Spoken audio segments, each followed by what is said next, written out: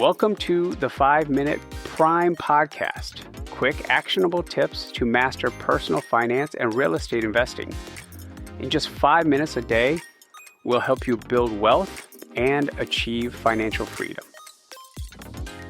Hey Prime investors, Martin Maxwell here, and welcome back to the 5-Minute Prime Podcast. This is episode 42. Today we're diving into an interesting demographic shift that's shaking up the real estate world. That is baby boomers and their homes. You hear it everywhere. Boomers own a massive chunk of the housing stock and many aren't moving. So what's the real story here? Are they providing needed stability in a volatile market by staying put? Are they unintentionally blocking younger generations like Millennials and Gen Z from achieving their homeownership dreams? Or from an investor's perspective, does this whole situation actually create unique opportunities? Well, yeah, this isn't just about demographics. It ties directly into housing supply, the affordability crisis we covered in episode 30, and the hyperlocal market trends we discussed in episode 34. We're going to look at this from all three angles. Backed by recent data, let's get into it. First, let's look at it from the baby boomer perspective. This generation, roughly age 60 to 78 now, holds a huge amount of real estate. Recent NAR data shows they make up the largest share of both home buyers, around 42%, and sellers, over 53%. But a significant portion aren't selling at all. First, the comfort and community. A 2024 Redfin survey found that a whopping 78% of homeowners over 60 plan to age in place. They like their homes, their neighbors, their routines. After decades in one spot, moving is a massive disruption. Now, there's also a financial security reason behind it. This is key. Federal Reserve data suggests well over half, maybe around 54% of boomer homeowners own their homes outright, no mortgage, with no payment pressure. Why move at all? Well, also because moving is expensive and difficult.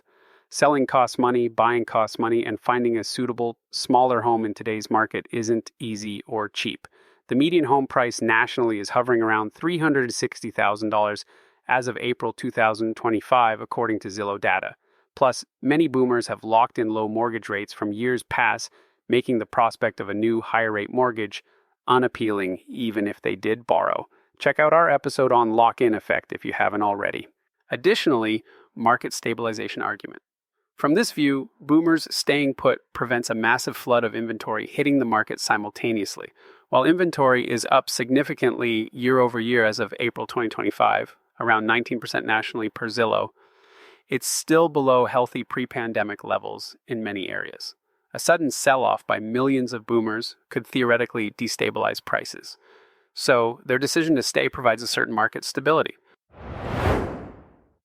Now let's switch gears and look through the eyes of Millennials and Gen Z. For many younger buyers, the narrative feels very different. They see a generation holding on to the majority of desirable homes, making their own homeownership journey incredibly difficult. To their point, there's the inventory squeeze. While inventory is ticking up from the extreme lows, it's still tight historically, and boomers own a disproportionate share. NR data points to them owning around 38% of U.S. homes. Crucially, Redfin noted boomers own twice as many larger homes, 3+ bedrooms, as millennials with kids, the exact homes growing families need, which creates this affordability wall. This lack of supply, coupled with high interest rates, still in the 6.67% range, keeps prices elevated. That median price of $360,000 nationally is far higher in desirable areas, putting home ownership out of reach for many first-time buyers struggling with student debt and wages that haven't kept pace. A recent survey found nearly half of Americans feel buying a home in 2025 is unrealistic. As a result, we see delayed wealth-building home ownership is historically a primary driver of wealth accumulation in the U.S. The appreciation and equity building, like we discussed in episode 4, that homeowners experience is being delayed for younger generations, potentially widening the generational wealth gap. From this perspective, the boomer decision to age in place isn't stabilizing the market. It's locking younger generations out, forcing them to rent longer and delay building their own equity. While it's a frustrating situation for many young buyers. But as always in real estate, challenges for one group often create opportunities for another. Now, let's put on our investor hat. How do savvy real estate investors view this dynamic? Often as an opportunity. First things first, there's the rental demand. The very affordability crisis keeping younger generations out of homeownership fuels demand for rental properties. As long as buying remains difficult, the demand for quality rentals is likely to stay strong, supporting stable occupancy and potentially allowing for steady rent growth, especially for desirable properties, which leads to targeted investment strategies. Investors are always adapting. They might focus on properties that boomers desire if they do move. Here are some examples. 1. Single-level homes, low-maintenance properties, homes in walkable communities or retirement destinations. 2. Filling the gap for younger renters, building or acquiring multifamily units, or exploring innovative solutions like co-living in high-cost areas. 3. Workforce housing, catering to essential workers who need affordable, stable rentals. Investors with a long-term view are also watching the demographic forecasts. Freddie Mac predicted a few years ago that around 9.2 million boomer-owned homes could hit the market between roughly 2026 and 2036 as this generation ages.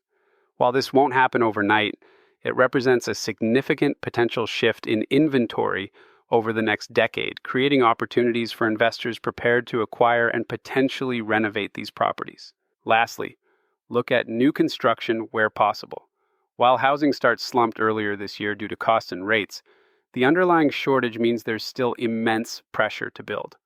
Investors involved in development in areas with strong demand and favorable conditions stand to benefit, although rising costs and tariffs remain significant headwinds.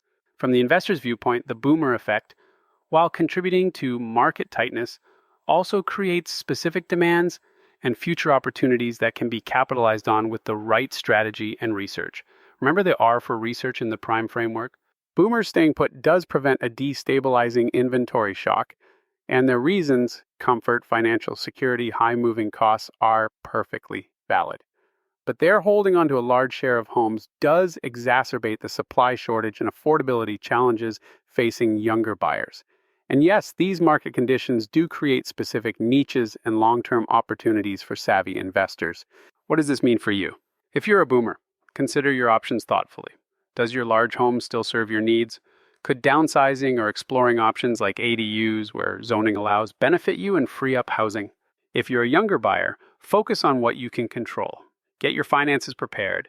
Explore creative options like house hacking or looking in more affordable, potentially second-tier markets.